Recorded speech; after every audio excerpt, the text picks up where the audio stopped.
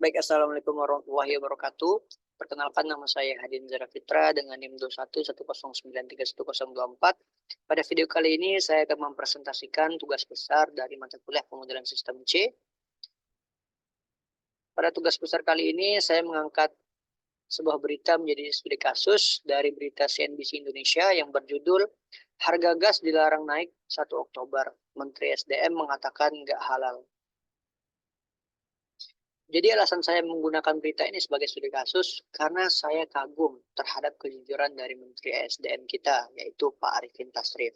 Karena beliau berani menolak secara mentah-mentah tentang adanya rencana tentang kenaikan harga gas bumi untuk industri.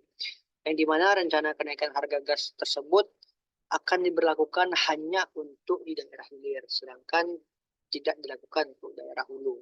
Sehingga kebijakan tersebut dapat menjadi tidak halal. Ini merupakan rich picture diagram yang saya rancang.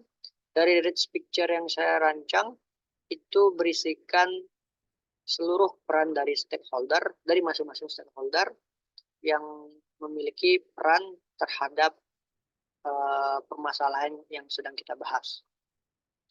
Untuk pemangku kepentingannya, yang pertama di sini ada problem owner, yaitu Pak Arifin Tasrif sebagai Menteri SDM, karena beliau merupakan pengambilan keputusan tertinggi dalam permasalahan ini. Untuk problem solvernya juga Pak Arifin Tasrif, karena beliau juga merupakan orang yang mencarikan solusi dari permasalahan ini. Problem usernya di sini perusahaan gas negara, karena perusahaan tersebutlah yang akan menjalankan kebijakan atau solusi yang ditetapkan oleh problem solver sebelumnya. Untuk problem customer-nya di sini ada pelanggan di daerah hilir, karena pelanggan di daerah hilir lah yang akan merasakan dampak dari solusi yang ditetapkan.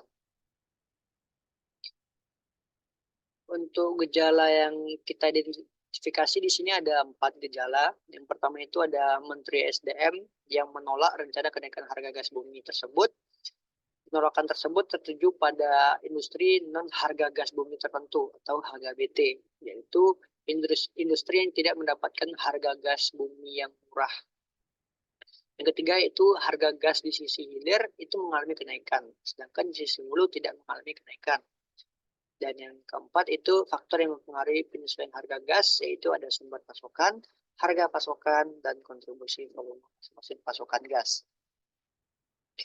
Dari gejala-gejala yang kita peroleh tadi, maka dapat kita definisikan masalahnya, yaitu rencana kenaikan harga gas bumi ini menyebabkan pertentangan Menteri SDM karena kenaikan harga gas tersebut menjadi tidak halal dan akan memberatkan konsumen. Diperlukannya alternatif untuk mengantisipasi kenaikan harga gas bumi tersebut. Alternatif tersebut dilakukan dengan mempertimbangkan faktor sumber pasokan, harga pasokan, dan kontribusi volume dari masing-masing pemasok gas bumi. Sehingga diperolehlah harga gas bumi yang ekonomis dan harga tersebut tidak akan memberatkan konsumen. Tujuan dari model yang akan kita rancang itu untuk mencari tindakan alternatif dan menciptakan solusi agar harga gas bumi tersebut tidak mengalami kenaikan. Model ini kita rancang dengan mempertimbangkan beberapa aspek faktor tadi, dan manfaat model yang kita rancang ini yaitu berupa solusi penetapan harga gas bumi yang ekonomis kepada pelanggan industri. Dan inilah contoh influence diagram yang saya rancang. Influence diagram yang saya rancang ini saya buat berdasarkan rujukan dari rich picture diagram sebelumnya. Untuk variabel dan parameternya di sini variabelnya ada 5. Yang pertama itu ada harga gas bumi, simbolnya X, kategori pelanggan A, tanggal memulai kenaikan harga simbolnya B, alokasi gas untuk industri C, dan dinamika rantai bisnis gas bumi simbolnya D. Untuk parameternya di sini ada harga gas yang tergolong murah, kebijakan pemerintah terkait harga gas bumi, transmisi gas, dan faktor-faktor penyesuaian harga oleh perusahaan gas negara.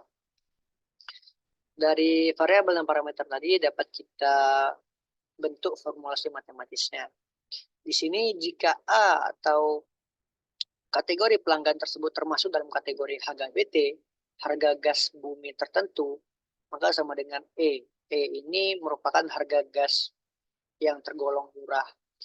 Jika A termasuk dalam kategori non HGBT, maka sama dengan X awal tambah X pada periode ke T. X awal ini merupakan harga gas bumi awal ditambah harga gas bumi pada periode ke T. Dan jika kategori pelanggan tersebut tidak termasuk ke dalam kategori HGBT maupun non-HGBT, maka itu sama dengan X awal, harga gas bumi awal. Dari formulasi matematis tadi dapat kita modelkan, yaitu XT sama dengan H dikali C ditambah D dan dikurangi G. XT ini merupakan harga yang ditetapkan oleh PGN tadi. H itu merupakan faktor-faktor yang mempengaruhi penyesuaian harga gas. C itu merupakan jumlah yang dialokasikan pemerintah untuk kebutuhan industri.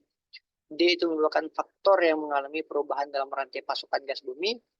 G itu merupakan alternatif yang diberikan oleh Menteri SDM untuk mengurangi transmisi gas tadi. Untuk langkah-langkahnya kita perlu menentukan harga yang ditetapkan oleh PGN kepada industri. Dan untuk menentukan faktor-faktor yang mempengaruhi itu, kita harus memiliki data-data dari PGN. Seperti apa saja sumber pasokannya, berapa harga pasokan, dan apa kontribusi volume dari masing-masing pasokan gas. Kemudian kita juga memerlukan data dari pemerintah untuk menentukan berapa jumlah gas yang dialokasikan.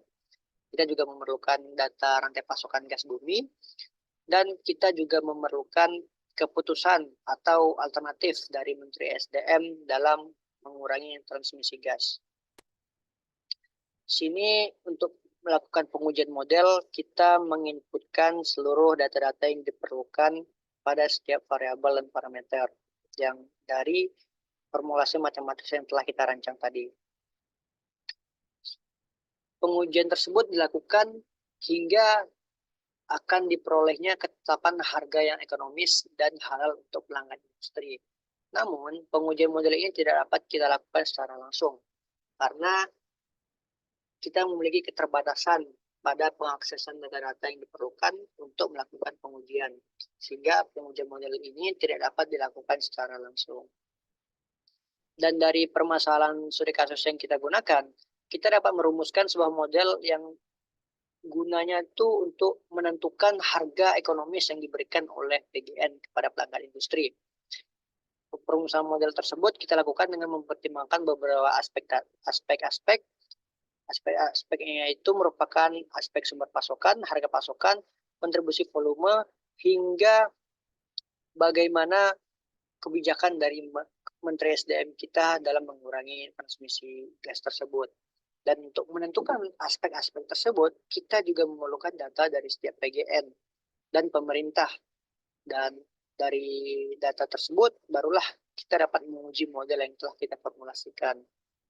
Dan dari hasil pengolahan data berdasarkan formulasi yang telah kita rancang, maka kita dapat mengetahui berapa harga gas bumi yang ekonomis yang dikenakan atau yang ditetapkan oleh perusahaan gas negara.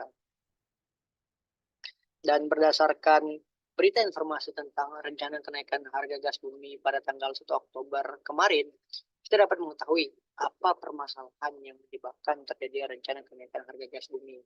Penyebabnya yaitu terjadinya perubahan pada harga pasokan sehingga menyebabkan perubahan harga pada sumber pasokan seperti gas pipa, LNG, CNG, dan terjadi juga perubahan pada kontribusi volume dari masing-masing pemasok gas.